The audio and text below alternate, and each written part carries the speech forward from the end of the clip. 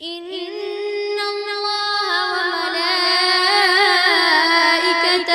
يصلون على النبي يا أيها الذين آمنوا صلوا عليه وسلموا تسليما. بسم اللہ الرحمن الرحیم. الحمد للہ رب العالمین والصلاة والسلام علی رسولہ الکریم وعلی آلہ وصحبہ اجمعین وعلی من تبعہم بإحسان الی یوم الدین. اما بعد. عن انس بن مالک رضی اللہ تعالی عنہ ان اعرابیا بال فی المسجد فقاموا الیہ فقال رسول اللہ صلی اللہ علیہ وسلم لا تزرموه ثم دعا بدلو من ماء فصب علیہ. رواہ البخاری.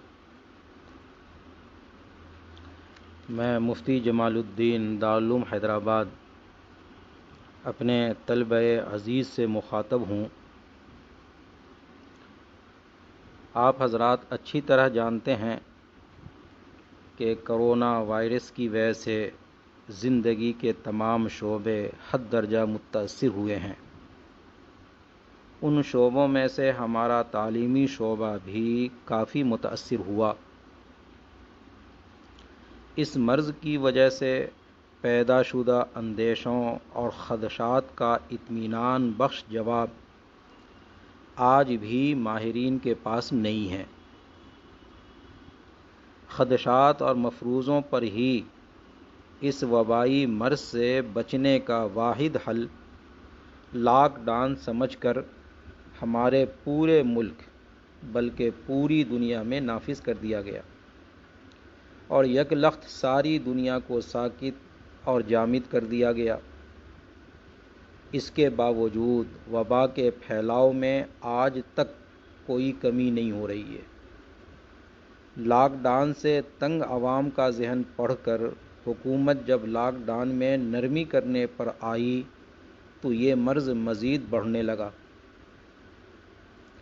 اس وبا سے جو تعلیمی بحران ہمارا رجب المرجب سے شروع ہوا تھا آج تک وہ برقرار ہے. آج محرم الحرام کی 16ویں تاریخ ہے. مدارس میں اس وقت تک نصاب کا تقریباً 1/3 حصہ مکمل ہو جاتا تھا، لیکن کئی مدارس ایسے ہیں کہ اب تک وہاں بسم اللہ خوانی بھی نہیں ہو سکی ہے. ایسے ماحول میں کچھ اداروں نے جو آن لائن تعلیم کا سلسلہ شروع کیا ہے وہ در حقیقت وقت کا تقاضا ہے، وقت کی ضرورت ہے. مثل مشہور ہے، کچھ بھی نہ کرنے سے کچھ کرنا تو بھلا ہے. اور عربی مقولہ ہے، ما لا یدرک کلہ لا یترک کلہ. اگر کوئی چیز مکمل طور سے حاصل نہ ہو سکتی ہو تو اسے پورے طور پر چھوڑا بھی نہیں جا سکتا، بلکہ کسی نہ کسی درجے میں اسے حاصل کرنے کی کوشش کرنی چاہیے. بے شک روایتی طرز تعلیم کی افادیت اور اس کی ضرورت سے انکار نہیں کیا جا سکتا، لیکن حالات کی بنا پر جب روایتی طرز تعلیم کو اختیار کرنے پر ہمیں قدرت نہیں ہے تو سوال یہاں پر یہ پیدا ہوتا ہے کہ کیا اس کا کوئی متبادل تلاش کرنا چاہیے یا نہیں کرنا چاہیے. اسی طرح سے جو رائج وسائل ہیں اسے اختیار کرنا چاہیے یا نہیں کرنا چاہیے. اگر سیرت سے ہم ان 2 سوالوں کا جواب تلاش کریں تو سیرت ہماری رہنمائی کرنے کے لیے اس معاملے میں موجود ہے۔ آپ کو معلوم ہوگا کہ جب حضور اکرم صلی اللہ علیہ وسلم کو مکہ مکرمہ میں عام دعوت کی اجازت دی گئی تو اس وقت کا جو رائج طریقہ تھا کہ اہم بات اور اہم اطلاع صفا پہاڑ پر چڑھ کر لوگ دیا کرتے تھے، اور اس آواز کو سن کر مکہ کے تمام قبائل اکٹھا ہو جایا کرتے تھے، اور جو اہم بات سنانی ہوتی تھی صفا پہاڑ پر چڑھنے والا شخص اسی جگہ سے سبوں کو مخاطب کیا کرتا تھا۔ نبی کریم صلی اللہ علیہ وسلم نے اسی رائج وسیلہ کو اختیار کیا، اور عمومی دعوت کے لیے آپ صلی اللہ علیہ وسلم بھی صفا پہاڑ پر چڑھے، اور اس وقت کے قبائل کا نام لے لے کر سب کو بلایا۔ جب سب جمع ہو گئے تو آپ نے ان حضرات کو دعوت دی۔ آپ صلی اللہ علیہ وسلم کا صفا پہاڑ پر چڑھنا گویا رائج وسائل کو اختیار کرنے کے قبیل سے ہے۔ اسی طرح سے آج کل جو رائج وسائل میں سے موبائل ہے، انٹرنیٹ ہے، اس کو تعلیمی اغراض کے لیے اختیار کرنا رائج وسائل کو گویا اختیار کرنے کے قبیل سے ہے۔ اسی طرح روایتی تعلیم سے ہٹ کر یہ طریقہ تعلیم اگرچہ غیر روایتی ہے، لیکن اس کو ہم کہہ سکتے ہیں کہ بطور متبادل کے اسے اختیار کیا جا رہا ہے، اور متبادل کو تلاش کرنا حالات کی بنیاد پر اس کی بھی سیرت میں نظیر ملتی ہے۔ ہم سب جانتے ہیں کہ انبیاء کرام علیہم الصلاۃ والسلام کی بعثت امت کی ہدایت کے واسطے ہوئی تھی، اور سب سے آخر میں ہمارے اور آپ کے نبی کریم صلی اللہ علیہ وسلم اس دنیا میں تشریف لائے۔ آپ نے براہ راست لوگوں کو دعوت دی۔ آپ کی دعوت میں جو تاثیر تھی، اور آپ کے کلام میں، آپ کی گفتگو میں اللہ تعالیٰ نے جو خاص کشش رکھی تھی، اس کی وجہ سے صحیح الفطرت حضرات آپ سے قریب ہوتے تھے۔ ظاہر ہے کہ آپ جیسی بابرکت ذات اور آپ جیسی فصاحت و بلاغت والی ذات اور آپ جیسی پرتاثیر کلام کرنے والی ذات کوئی روئے زمین پر نہیں تھی۔ افصح العرب تھے، ابلغ العرب تھے۔ یہ سب کا علم آپ کو بھی تھا، آپ کو بھی اپنی صلاحیتوں کا اندازہ تھا، دوسرے کی صلاحیتوں کا بھی اندازہ تھا، لیکن آپ صلی اللہ علیہ وسلم نے دعوت کے لیے ہر جگہ اپنے آپ ہی کو پیش نہیں کیا، بلکہ متبادل کے طور پر صحابہ کرام کو بھی استعمال کیا۔ مختلف قبائل میں صحابہ کرام کو بھیجا، مختلف بادشاہوں کے پاس خطوط لے کر صحابہ کو بھیجا، خود آپ تشریف نہیں لے گئے۔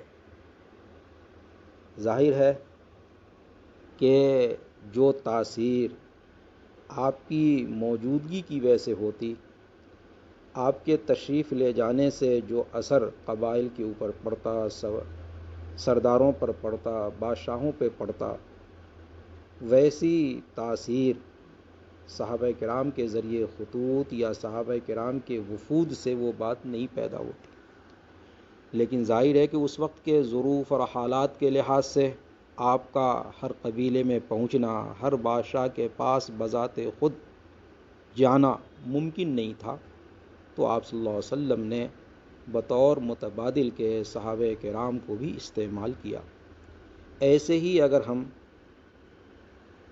روایتی طرز تعلیم کو اپنانے کے موقف میں نہیں ہیں اور یہ ہمارے اختیار سے باہر کی چیز ہے، تو اگر ہم اس کے متبادل کے طور پر آن لائن تعلیم کو اختیار کر لیں، غیر روایتی طرز تعلیم کو ہم اختیار کر لیں، تو یہ کوئی حرج نہیں ہے، یہ متبادل کو اختیار کرنا ہے۔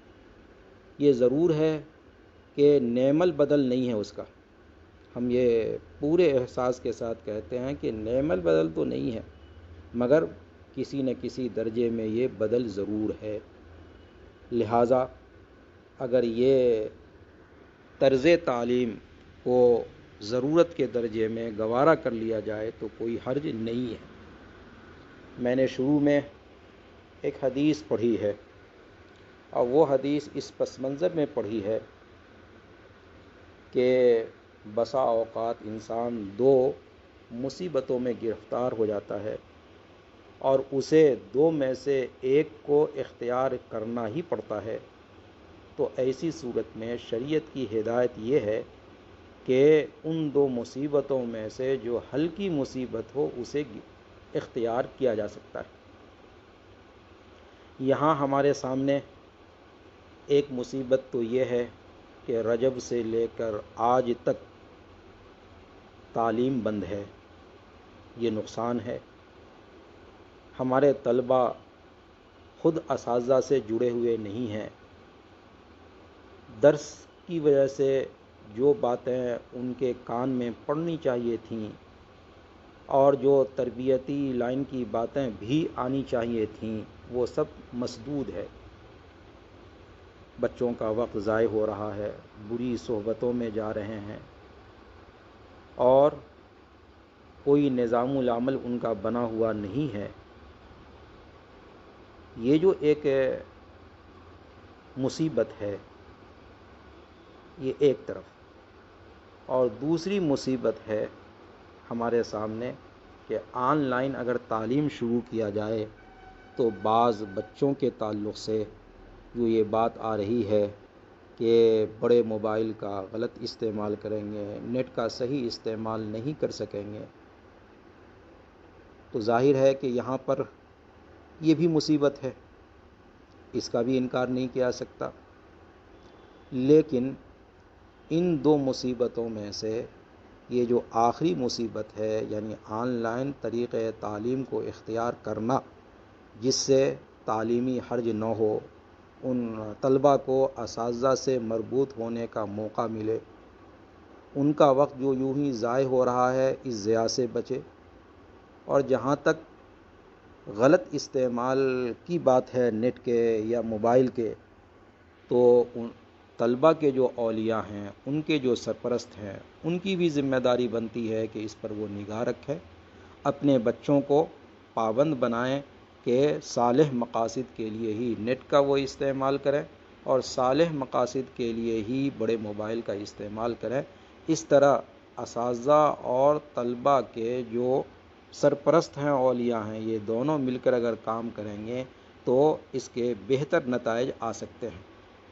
حدیث سے بھی، میں نے جو حدیث پڑھی ہے اس سے بھی اس کی تائید ہوتی ہے۔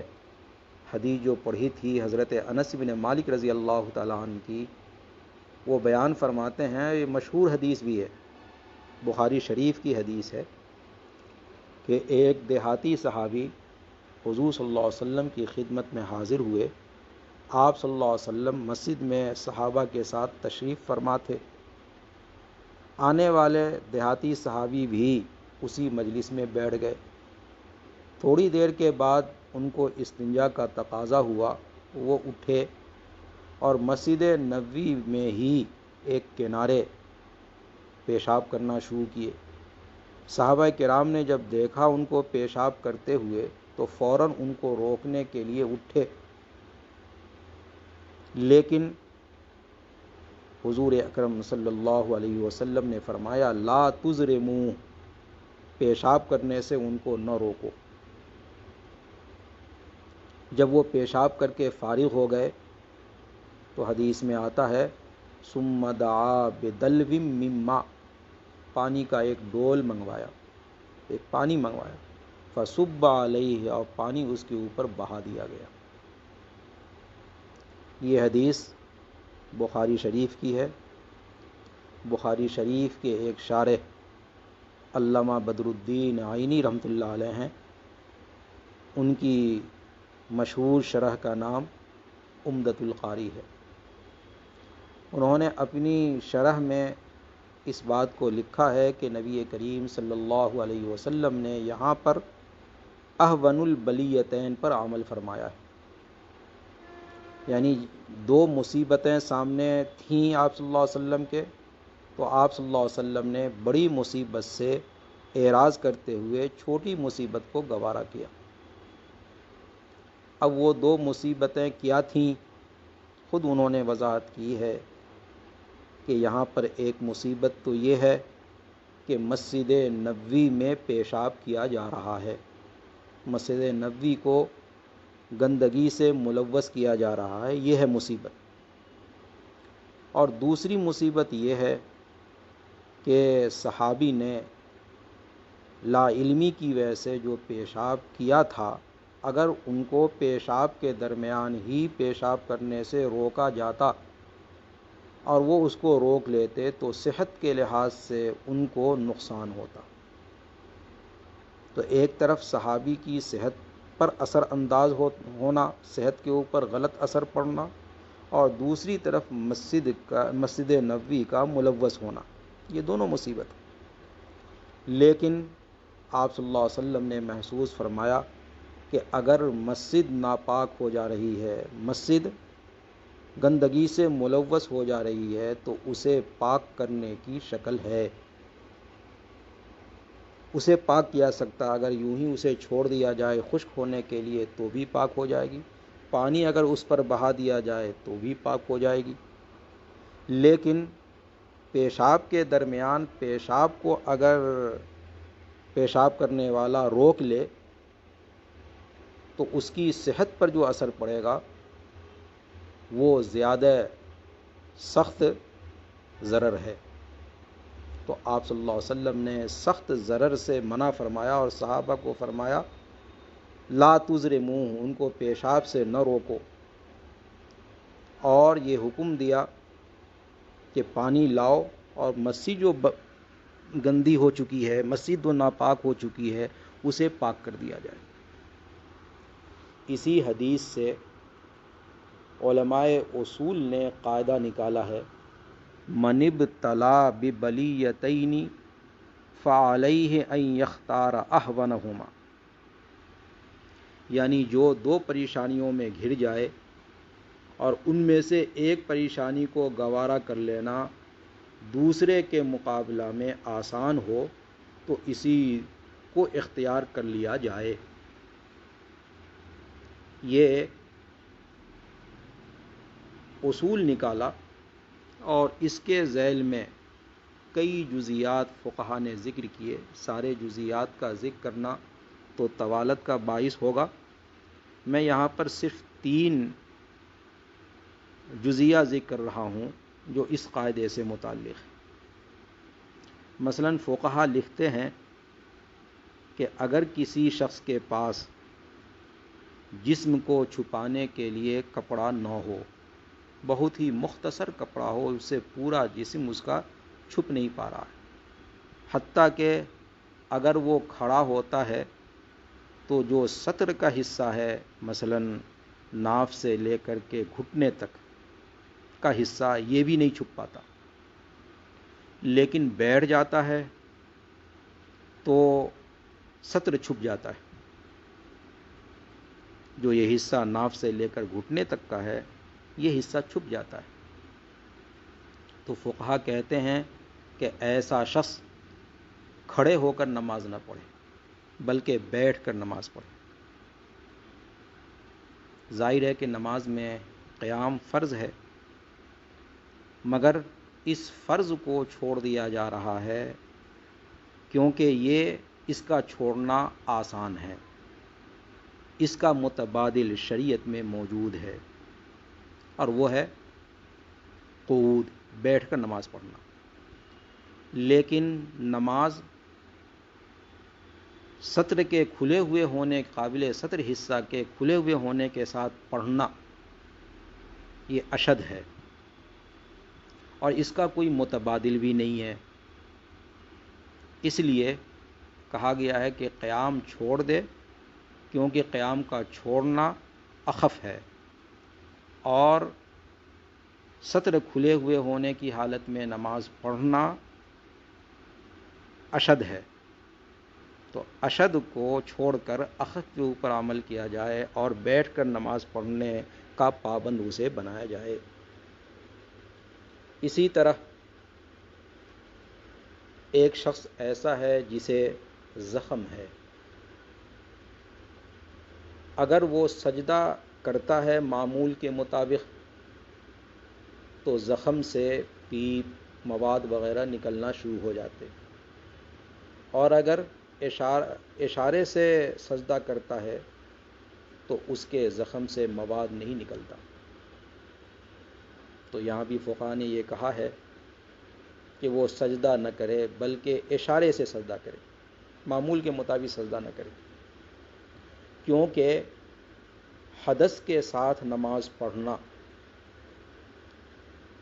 جو حدث کو دور کرنے کی نماز کے اندر آدمی کو قدرت نہیں ہے، تو حدث کے ساتھ نماز پڑھنا یہ اشد ہے، اور بغیر حدث کے نماز پڑھنا اسی وقت ممکن ہے جبکہ انسان اشارے سے نماز پڑھے، لہٰذا اس کے ذمے سے سجدہ ساقط ہو جائے گا اور اشارے سے نماز پڑھنے کا حکم دیا جائے گا، کیونکہ یہ اخف ہے، یہ دونوں مصیبت ہے، سجدے کو چھوڑ دینا یہ بھی مصیبت، اور حدث کے ساتھ نماز پڑھنا یہ بھی مصیبت، لیکن اخف ہے اس کے اندر سجدے کو چھوڑ دینا، اس لیے سجدے کو چھوڑ کر اشارے کے ساتھ نماز پڑھنے کا حکم۔ اسی طرح ایک تیسری مثال بھی ہے کہ اگر کوئی مسلمان کسی کافر کی قید میں چلا جائے اور وہ کافر ملک بغیر مالی معاوضہ کے مسلمان کو چھوڑنے پر راضی نہ ہو، تو مسلمانوں کا مالی معاوضہ ادا کر کے مسلمان کو قید سے چھڑانا ضروری ہے۔ حکم بھی ہے فک العانی،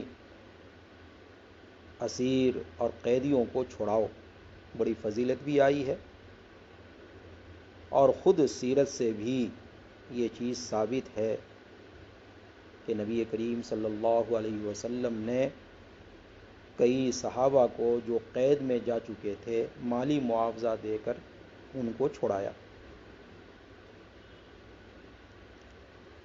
اب یہاں پر بھی دو مصیبت ہے، ایک تو مسلمان کا کافروں کی قید میں جانا، اور دوسرا مالی معاوضہ ادا کیا کرنا جس کی وجہ سے اقتصادی اور مالی لحاظ سے کافر مضبوط ہوں گے، تو کافر کا مالی اور اقتصادی لحاظ سے مضبوط ہونا یہ بھی ایک بلیہ اور مصیبت ہے، اور مسلمان کا کافر کے قید میں چلا جانا یہ بھی ایک بلیہ اور مصیبت ہے، کیونکہ اس میں جانے کے بعد آدمی دین کے اوپر عمل نہیں کر سکتا، وقت پہ نماز نہیں پڑھ سکتا، روزے نہیں رکھ سکتا، اور بھی دیگر مسائل ہیں جس سے وہ دوچار ہوگا، اذیت انہیں پہنچائی جائے گی، تو یہ سب مسائل ان کے ساتھ جڑے ہوئے ہیں۔ لیکن ان دونوں میں آسان ہے مالی معاوضہ کا دے دینا، اور مسلمان کا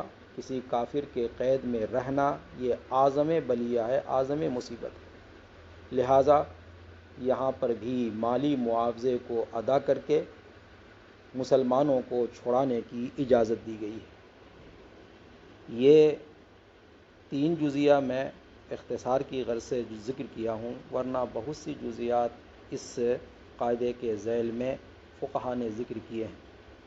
ان سے معلوم ہوتا ہے کہ شریعت کا مزاج یہ ہے اور روح شریعت کے لائق یہ چیز ہے کہ جب دو مصیبت میں انسان گرفتار ہو جائے تو ان میں جو احون ہو اسے اختیار کیا جائے۔ یہاں مسلسل تعلیم کا روایتی انداز سے نہ ہونا یہ بھی مصیبت ہے، اور آن لائن تعلیم کرنا یہ بھی ایک مصیبت ہے، لیکن دونوں میں اہون یہ ہے کہ آن لائن تعلیم شروع کر دیا جائے تاکہ بچے جو تعلیم سے محروم ہو رہے ہیں ان کے لیے تعلیم کا سلسلہ شروع ہو جائے، تضییع اوقات ہو رہا ہے تو اس سے حفاظت ہو جائے، اساتذہ سے مربوط رہیں گے تو اچھی باتیں ان کو معلوم ہوتی رہیں گی، بری صحبتوں اور برے ماحول سے وہ محفوظ رہیں گے۔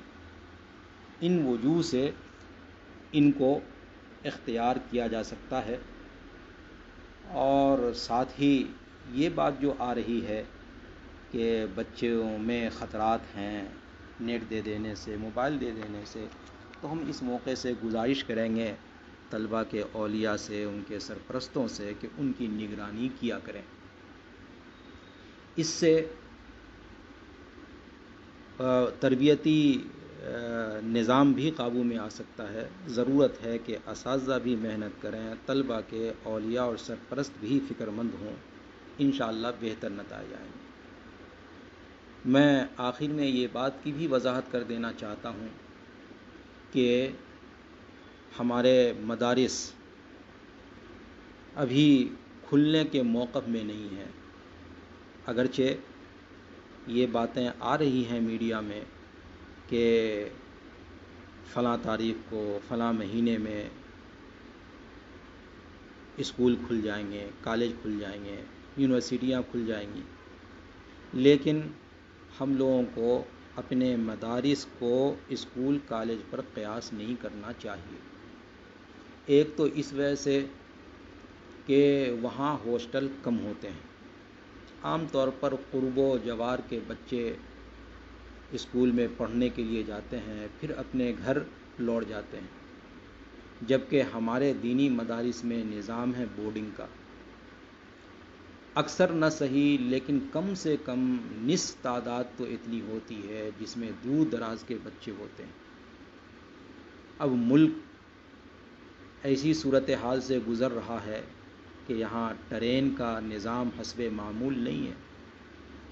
اب بچے کیسے آئیں گے دارالاقامہ؟ پھر اگر آ بھی گئے تو دارالاقامہ میں رہنے کے لیے جو سخت قوانین حکومت کی طرف سے متوقع ہیں لگانے کے، ماسک کا لگانا، فاصلہ ہونا، کھانے میں بھی فاصلہ ہونا، پڑھنے کے دوران بھی، اور بھی دیگر امور، نماز کے اندر بھی ظاہر ہے کہ یہ فاصلے کا نظام فالو کرنا، ماسک لگانا، یہ سب ہر مقام پر مشکل ہوگا۔ اگر کسی وجہ سے کوئی خدا نخواستہ کوئی طالب علم متاثر ہو گیا تو ان کی صحت کا کیا مسئلہ ہوگا؟ جبکہ اس بیماری کے علاج کے اوپر آج لاکھوں خرچ ہو رہے ہیں، لاکھوں روپے خرچ کرنے کے باوجود صحت یاب ہو کر کے آدمی واپس نہیں آ رہا ہے۔ ایسی صورت میں لاکھوں خرچہ کیا ہمارے مدارس اٹھائیں گے؟ جبکہ مدارس کے پاس اساتذہ کو تنخواہ دینے کے لیے پیسے نہیں ہیں، اور وہ بچہ اگر دواخانے میں شریک ہوا، ایک تو بل کا مسئلہ ہے، دوسرا اس کی تیمارداری کا مسئلہ ہے، کون تیمارداری کرے گا؟ اس مرض سے ہر ایک اپنی جگہ پر خائف ہے، ہم کس طالب علم کو یا کس استاد کو ان کے ساتھ رکھیں گے؟ خدا نخواستہ اگر اس کا انتقال ہو گیا تو ہم ان کے اولیاء کو کیا جواب دیں گے؟ اسی کے ساتھ اگر اس واقعے پر ایکشن لیا حکومت نے اور مدرسے کو بند کر دیا تو جو بچے مدرسے کے اندر ہیں ان بچوں کو ہم کیسے بھیج سکیں گے، جبکہ ابھی ٹرانسپورٹ کا نظام قابو میں نہیں ہے، معمول کے مطابق نہ بس چل رہی ہے نہ معمول کے مطابق ٹرین چل رہی ہے۔ اگر مدرسے کو بند کر دیا تو ہم ان بچوں کو پھر اپنے مقام تک کیسے پہنچائیں گے؟ خود ان کے گھر والوں کو ہم زیر بار کیسے کر سکتے، اگرچہ وہ آئے پڑھنے کے لیے؟ مگر یہ سب جو مسائل لگے ہوئے ہیں، ان مسائل کے ساتھ ہم کیا کریں گے؟ آج کل اگر کسی کا انتقال ہو گیا تو قبرستان میں تدفین کا بھی مسئلہ ہے. عام قبرستانوں کے اندر یہ کچھ ایسے ذمہ دار ہیں کہ ایسے مریض کو دفن ہونے سے بھی روکتے. دوسرا یہ قانون کچھ ایسا بنائے ہوئے ہیں کہ ہم اپنے محلے کے ہی اپنے قرب و جوار کے لوگوں کو ہی جگہ دیں گے. ہمارے بچے دور دراز کے ہیں، وہاں کے بچوں کو یہاں تدفین کرنا، یا اگر تدفین کی شکل یہاں نہیں بن سکی تو ان کے وطن بھیجنا، یہ سارے مسائل ہیں لگے ہوئے ہمارے ساتھ. اس کے باوجود ہم یہ چاہیں کہ جب اسکول کالج کھلیں گے تو ہمارے مدرسے بھی کھل جائیں گے، ہم بھی اپنے بچوں کو یہاں بلا کر کے اور یہاں ہاسٹل میں رکھ کر کے تعلیم دیں گے. یہ بڑا مشکل نظر آ رہا ہے کیونکہ حالات اس کی اجازت نہیں دے رہے ہیں. اس لیے جب تک یہ بیماری ختم نہیں ہو جاتی، اور اس بیماری کا مستقبل قریب میں ختم ہونا بہت مشکل نظر آ رہا ہے، لذا جب تک یہ بیماری ختم نہیں ہو جاتی اور اس کا مؤثر علاج سامنے نہیں آ جاتا، اس وقت تک مدارس کا کھولنا نقصان سے خالی نہیں ہے. خود اولیاء طلبہ بھی اپنے بچوں کی جان جوخم میں نہیں ڈالیں گے. ایک مرتبہ تو ہم تبلیغ کے نام پر نشانہ بن چکے ہیں، اس کے باوجود اطمینان بخش حالات کے آنے سے پہلے مدرسہ کھولنا اسی غلطی کو دہرانا ہوگا جو عقل مندی کی بات نہیں ہوگی. لہٰذا یہ جو طریقہ کار اختیار کیا گیا ہے یہ وقت کے لحاظ سے مناسب معلوم ہوتا ہے، اور بعض اداروں نے کامیابی کے ساتھ آن لائن تعلیم جاری بھی کر دی ہے اور اس نظام پر وہ قابو بھی پا چکے ہیں. بحمد اللہ ہمارا ادارہ دارالعلوم حیدرآباد بھی آن لائن تعلیم ساری جماعتوں میں شروع کر چکا ہے. ندوہ کے بارے میں بھی آپ حضرات کو معلوم ہے کہ انہوں نے بھی شروع کیا ہے. دارالعلوم وقف نے بھی شروع کر دیا ہے.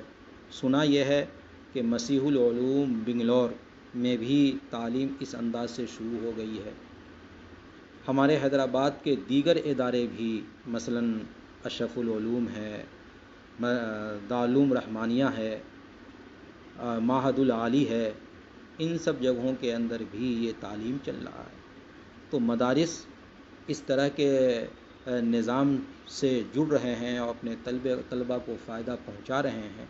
اس لیے اس نظام میں جڑ کر اپنے اوقات کی حفاظت کرنا چاہیے، مطالعہ کرنا چاہیے اور اپنے وقت کو ضائع نہیں کرنا چاہیے.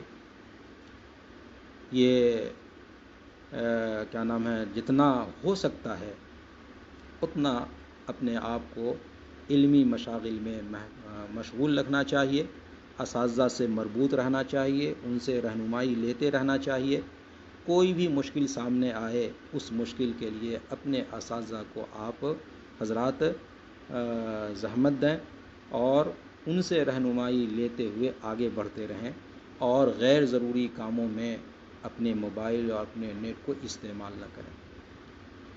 اخیر میں ایک بات اور عرض کر دینا چاہتا ہوں کہ کچھ حلقوں کی طرف سے جو یہ بات شدت کے ساتھ دہرائی جا رہی ہے کہ بڑے مدارس میں بھی آن لائن تعلیم کا آغاز کر دینا چاہیے، اور خاص طور سے دارالعلوم دیوبند کا لوگ نام لے رہے ہیں اور بھی دیگر اداروں کا نام لے رہے ہیں کہ ان کو بھی کر دینا چاہیے شروع. لیکن ہمیں یہ بات سمجھنی چاہیے کہ ہمارے مدارس ہمارا شعار ہیں اور دشمن کے لیے ان آنکھوں کا شہتیر. ان کی دیرینہ تمنا ہے کہ مدارس کل کے بجائے آج بند ہو جائیں.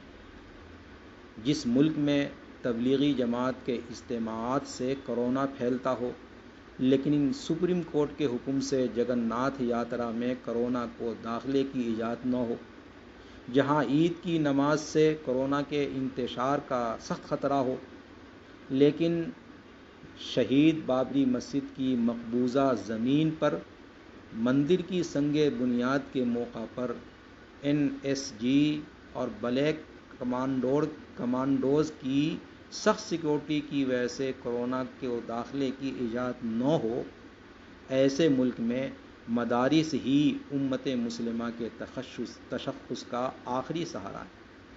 اگر برے مدارس میں آن لائن تدریس کا آغاز ہو جائے تو لوگوں کو کہنے کا موقع ملے گا کہ جب آپ کے ہاں تعلیم جاری ہے تو پھر آپ مدارس کو دوبارہ کھلوا کر کرونا کیوں پھیلانا چاہتے ہیں۔ اس لیے بڑے مدارس جو آن لائن تعلیم کا آغاز نہ کر کے حکومت پر ایک طرح کا دباؤ بنائے ہوئے ہیں، ان کو اسی حال پر چھوڑ دینا چاہیے اور ان کو طعن و تشنیع اور تنقید کا نشانہ نہیں بنانا چاہیے۔ وقت کا تقاضا ہے، ہمارے اکابر نے جو فیصلہ کیا ہے بڑے مدارس کے تعلق سے یہ تو ہونا چاہیے۔ یہ یاد رکھیے کہ اس وقت میں جوش کی جگہ ہوش سے کام لینے کی ضرورت ہے اور دعا بھی کرنے کی ضرورت ہے کہ اللہ تعالیٰ اس بیماری سے ہم سب کی حفاظت فرمائے اور قال اللہ قال الرسول کی دلکش فضا سکون و عافیت کے ساتھ نصیب فرمائے۔ یہ ہم سب کو دعا کرنے کی ضرورت ہے۔ اللہ تعالیٰ ہم سب کو اپنی مرضیات پر چلائے اور وقت کے تقاضے کے مطابق اپنے کو ڈھالنے کی بھی توفیق عطا فرمائے۔ وآخر دعوانا ان الحمد للہ رب العالمین۔